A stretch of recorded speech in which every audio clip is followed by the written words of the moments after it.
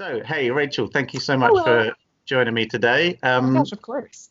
I really appreciate your time today. I've been scouring the Kickstarter page for the recent game, and I'm absolutely fascinated by Oh, the concept, I think, with it. And my first question to you is, how would you describe this game?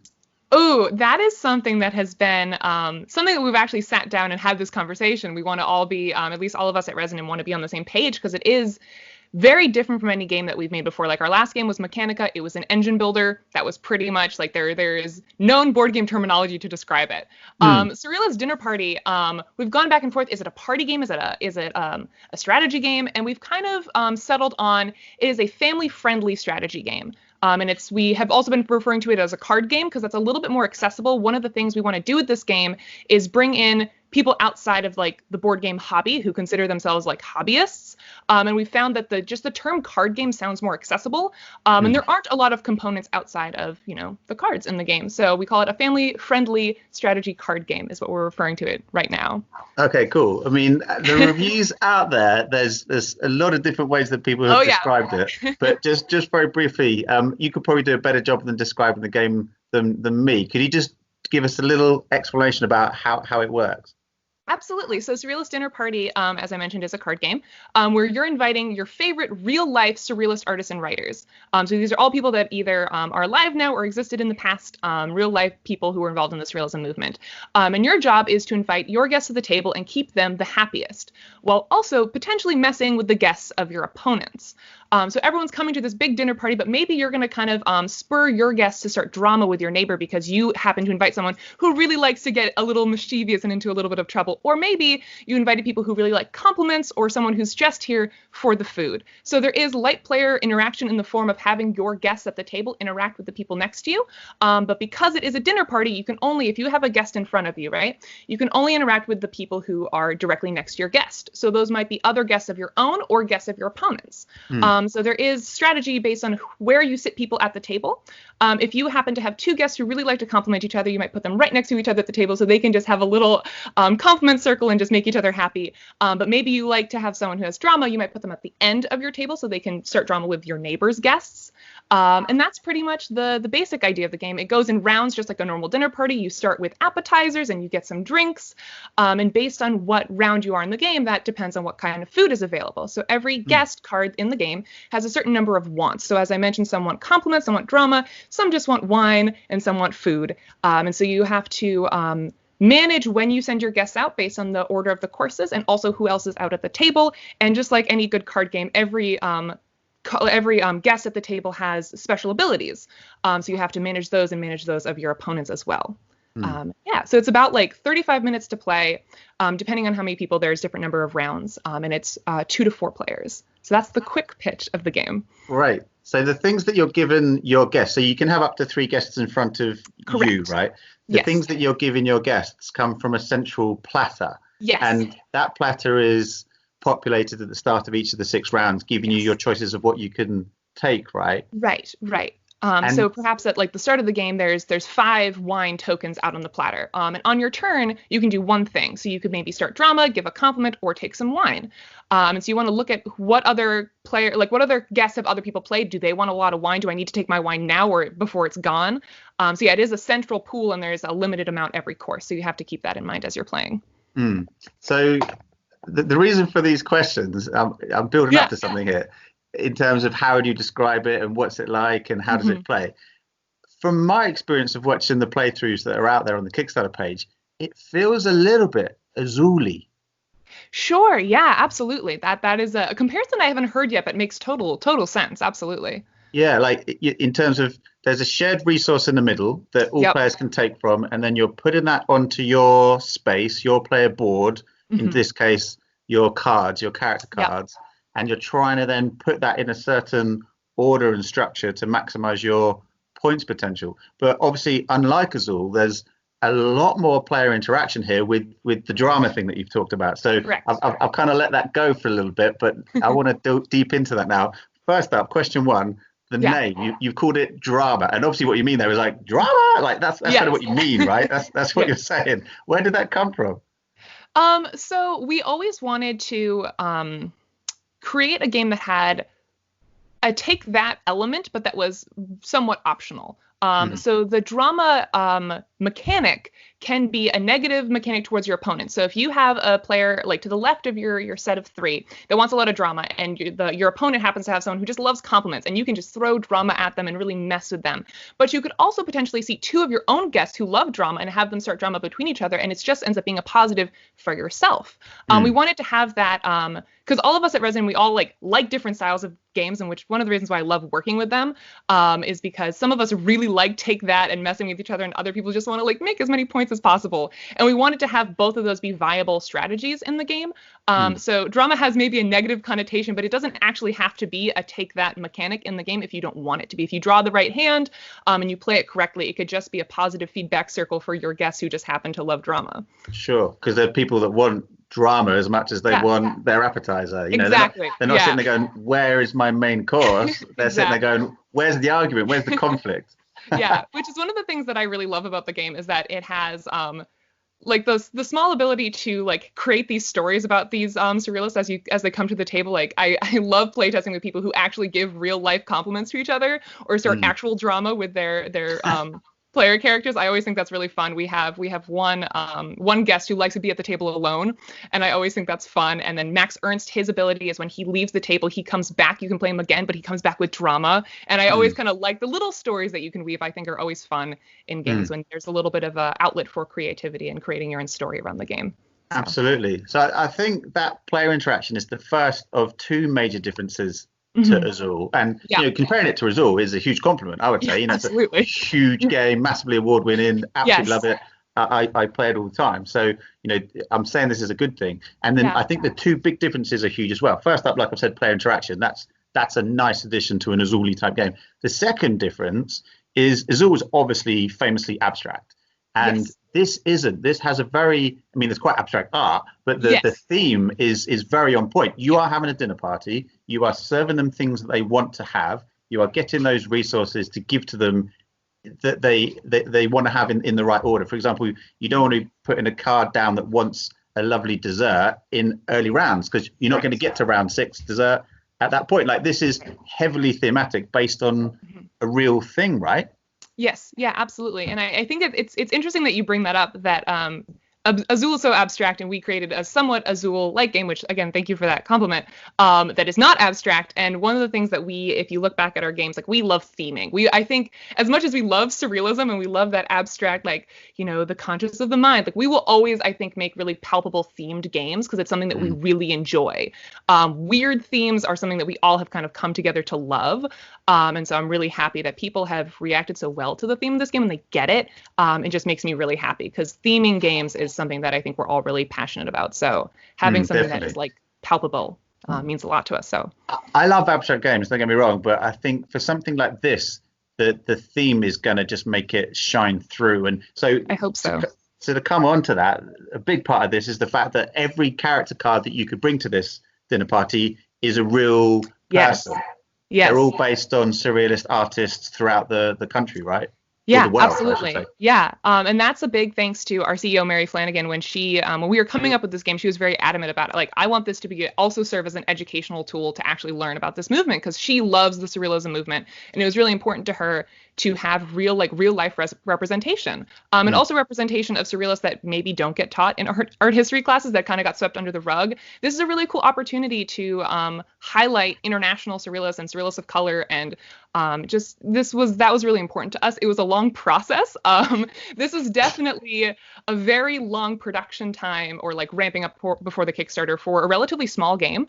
This had a development time close to Mechanica, which is one of our biggest games that we've made, just because of dealing with estates and trying, really taking the time to do the inclusion and the game correctly, and getting the people that we wanted took a long time. But I'm so happy with the cast of characters that we got for the game. Really exciting.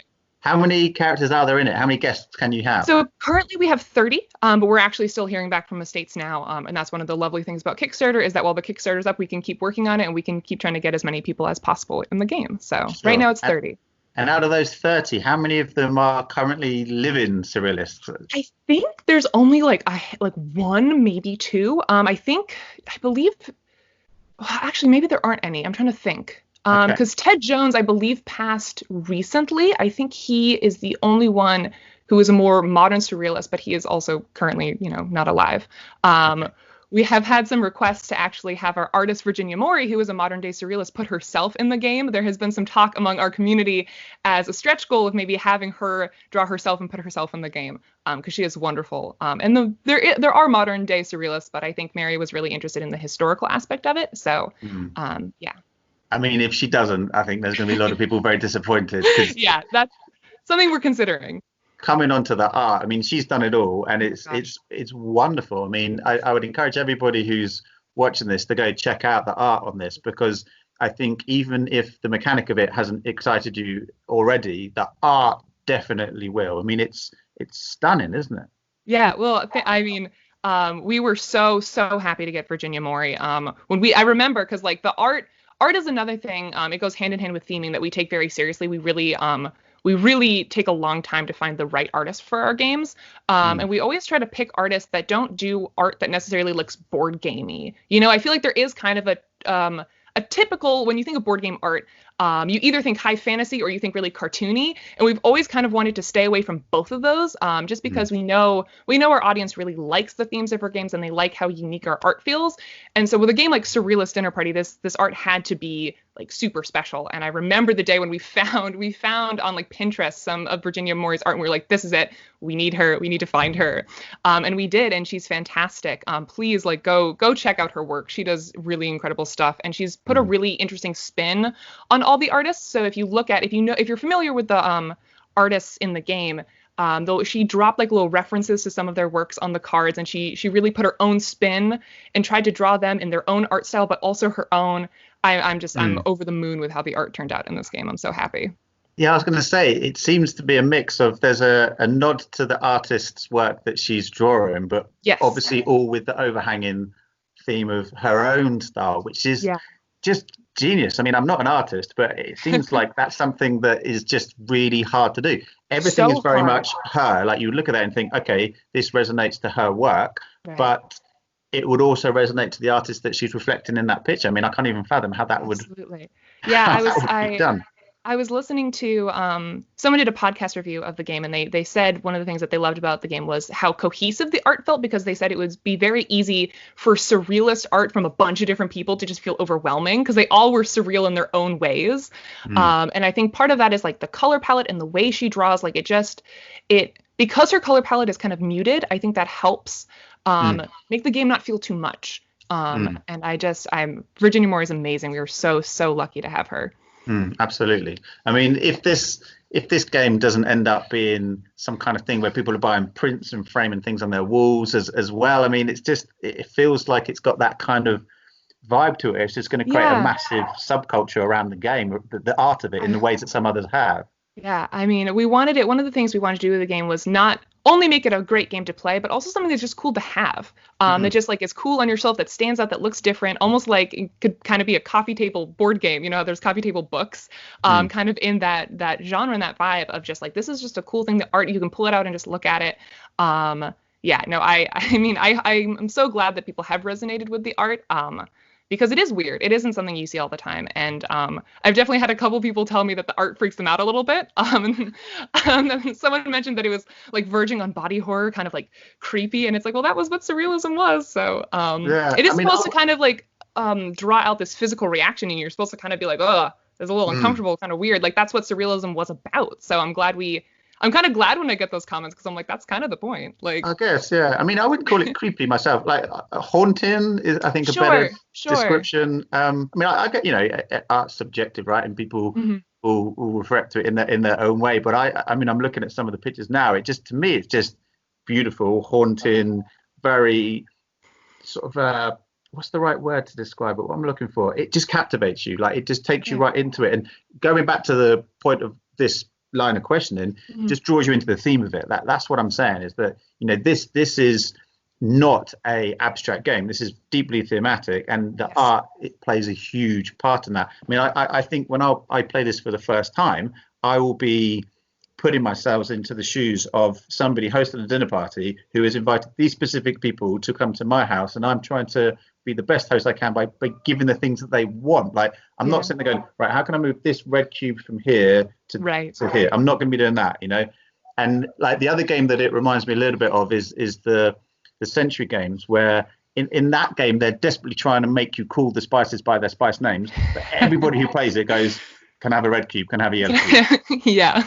And it's a shame because it takes the theme out of the game, but it literally is a red and a yellow and green cube, Whereas right. In this, like your cubes of stuff that you're moving around are that, but I think the art of the game and the whole dinner party vibe is going to make you feel very much that you are doing that. I mean, I think if ever there's a game that is screaming out for people to play dress up when they do it, it's this.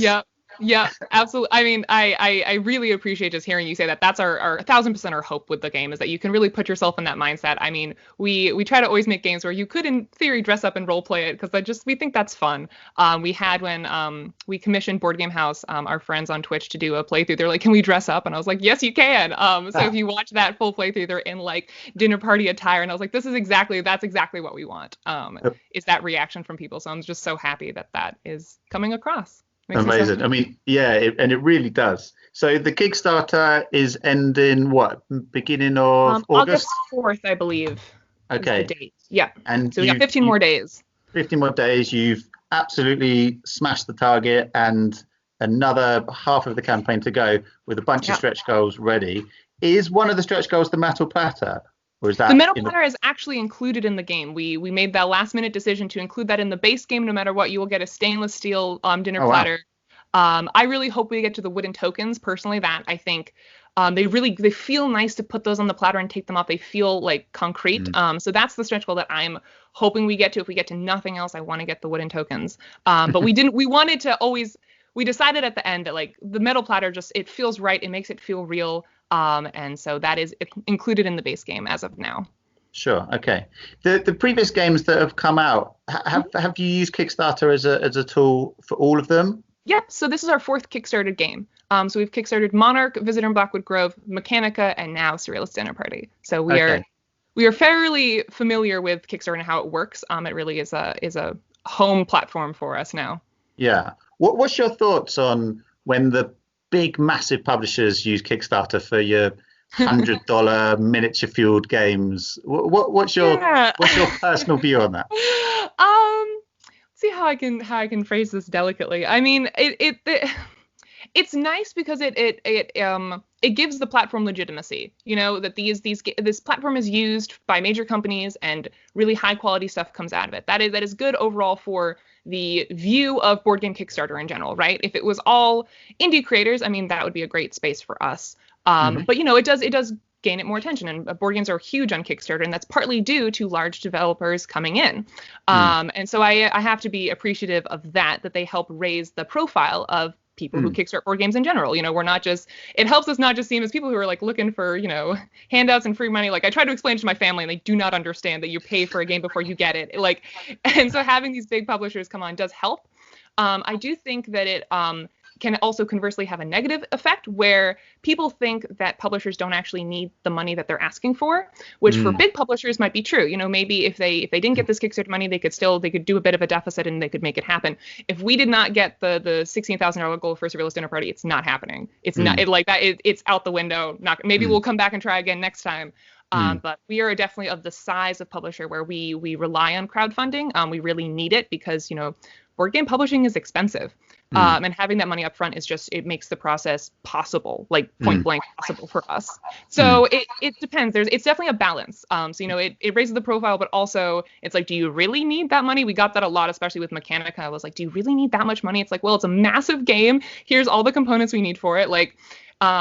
So that would be my answer to that. It's definitely twofold as with everything. That's definitely one of the best answers I've heard on that question. And I know it's delicate, but I think you've raised both sides of the argument really well there. For me, I find it weird that they're there, but I'd be a massive hypocrite to say that because I back a ton of it. And so all I would say is I didn't know about your game until I went onto Kickstarter a couple of weeks ago and backed one of those big, massive $100 games. I won't say who it was. And then after doing that, and feeling a little bit like, ooh, that was a lot of cash, but I'm excited about it, and it's not out till next September anyway, so who cares? Right. I then started trawling around Kickstarter to see what else there was.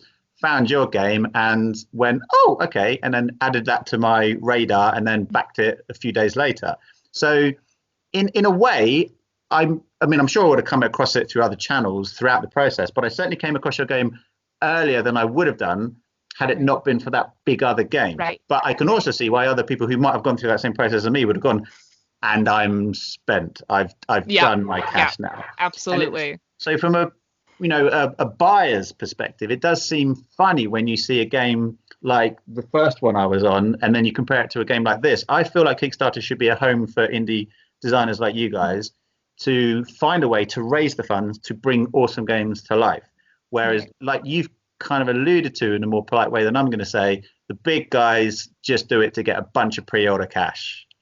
And I don't know, it seems interesting. I think we need to have a way to maybe split Kickstarter into two, so people know what the difference is. Right. I don't know. It's a tricky one, but I think it's a fascinating debate that I will keep having. When you talk to your team about it, do you sit there and think, okay, when are we launching? Because we can't launch here because this massive thing's here, and and then you realize, okay, so we're launching 2025. How do you find the right time to do it? That's a very long process, and a lot of that falls on the head of Max Seidman, our lead game designer. And see, I remember when we picked the week for this game. A lot of COVID really threw a wrench in a lot of things. We were planning to kickstart this game, I think like a month sooner than we ended up having to kickstart it, because we were like, maybe, let's see how people feel. Let's see how Kickstarter is doing in general. Are people still wanting to spend money on Kickstarter board games? We had to kind of feel out the fallout of that a little bit. So the way we do it is because we are completely, at this point, we're completely an indie Kickstarted board game company in general. So we can't afford to wait for the perfect time, because we do need to pump out at least, a game a year, hopefully 2 games, just because, that is what keeps us going. That's what we need to do. So for us, it's less about when we kickstart, but it's what we kickstart. So we have a pattern that we need to follow of big game, little game, medium game, big game, because you can't always ask for these $50, $60 games from our backers, especially because we're a small community and we know our backers, and we know the types of games that they can afford to back. And so for us, it's more lining up our games correctly so that we are having those big releases, but when they also give people a break, here's a card game everyone can afford. It's $25, and we can maybe reach more people with that. So then when we kickstart our next big game, we have more people who know who we are. So I think that's more, at least the consideration from me, because I'm more on the marketing side of it. That's more what I consider is what we kickstart, what groups, what niches have we hit, especially because the Mechanica, which was our last game, hit a very different audience than this game. And so I think it's important to, if we had done another Robot Factory game, everyone thinks of us as Robot Factory game people. That's who we are now. And we don't want to be that. We want to always be flexible, always pump out games. Pump out is such an aggressive word. Turn out games that are they're very different, because we're a very eclectic group of people, and that's something we pride ourselves on. So putting out games that are different thematically, I think, is for me what I think about more. And I guess the only real scheduling tidbit I have is always kickstart games on Tuesdays. Apparently that's the best Kickstarter performing day. Yeah, so we will always kickstart our games on Tuesdays, because that's just kind of become someone, I can't remember, the name is escaping me now, but someone did an analysis of when do people spend the most money on Kickstarter, and the day was Tuesday, and then everyone read that article, and now everyone kickstarted on Tuesday. So I don't know if it's a self-fulfilling prophecy or if it was ever really true, but now that's the day. So that's the best answer I can really give on that. Okay, that now has become the title of this video when I upload it to YouTube. Why you should kickstart on Tuesdays? I was like, why should I? Okay, well, watch the next 30 minutes to find out why. I find it fascinating. I love the process of it, but I also love the fact that most of the games that I look into are doing really, really well. Sure, it's a crowded and cluttered market, but they're all still doing really well. I still haven't found a game that I've loved and backed and it's failed. Yeah, and there's a ton out there that sadly do, but you generally kind of understand why. Sense it, yeah. Whereas I still think there's definitely a market for it, and like you said, despite COVID, despite the cluttered market, despite all the other things going on, there's still just hundreds of thousands of people out there that want to get Yeah. new games. And it's just a great way to find out about it. Like Kickstarter's Absolutely. kind of become one central location to find out about what games you want to play in the next 6 months. Absolutely. Yeah, I know Kickstarter has really and again this kind of goes back to the conversation of elevating the cachet of board games on Kickstarter by having those big box games on there. It's really people are used to kickstarting board games now. You know, like I pretty much never look at anything on Kickstarter other than board games. And I definitely you see these random products, right? And it's not this, like, we have a community based, the board game community is very used to Kickstarter, and I think that that's really benefited small people like us. You know, if we were trying to kickstart another product, it would be a totally different, if it was a non-board game related product, that process would be entirely different. We'd have to explain to people what it is. It would require more on our part to get people okay with that. And I'm just really thankful that the board game community is comfortable and like used to Kickstarter by this point, at least. Because we don't have to jump through those hoops of explaining to people we're not stealing your money, like we're going to make a game, you're not going to get charged until after the campaign, like that whole thing. It's really nice that the board game community has embraced the platform, because it does allow for people like us to actually make the games we want to make. Like, it allows you to take more risks and make games that you couldn't make otherwise. Yeah, sure. I'm eternally thankful for that. And in a community that is all about what's next, it's just perfect, right? I mean, I've got hundreds of games like most board game collectors, and I could happily go out and play games now that I've only played once or twice before and absolutely love it. But I'm probably, before I do that, going to spend half an hour on Kickstarter seeing what else is going to come out. It's kind of like Netflix. Like, you can't watch a show on Netflix without adding 5 things to your watch list before you choose one thing to watch. Absolutely. So that brings me to my last question. You said you kind of do things in sequence of, you know, big, little, small. I guess this is the small game, right? Yeah, this would be considered a relatively small game. That means the next one, maybe early next year, is a big one? Yeah, or medium-sized. Probably not a Mechanica-sized game where we work our way. Those big games are just, they have different types of complications, and we can't do that all the time. So you can probably look for a medium-sized game from us coming up next. Okay. What's the stuff in the fire at the moment? Is there a few choices between what that might be, or do you guys know what that is? It's just in development. We probably have about 5 games that it could be next. We are we are always coming up with new ideas, and we probably always have at least 3 viable options in the back of our heads that we're working on. I can't say what they are, but something we've been looking into is doing more of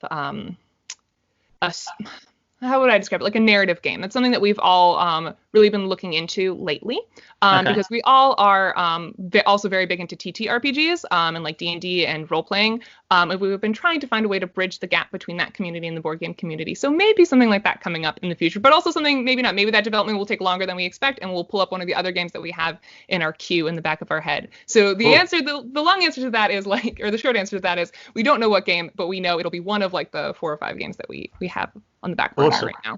Well, that's very exciting. I'll stay tuned to find out what it is. Rachel, thank you so much for your time today. I really appreciate it. I would encourage everybody to go check out the Kickstarter. Surrealist Dinner Party is just a wonderfully unique, beautifully looking game with, as we've talked about, amazing art. And I think it will bring something unique to your collection that you'll have a lot of fun with for many years to come. Thank you so much, Rachel. I appreciate your time. Thank you so much. I really appreciate this. This was super fun. Thank you. Cool. Take care.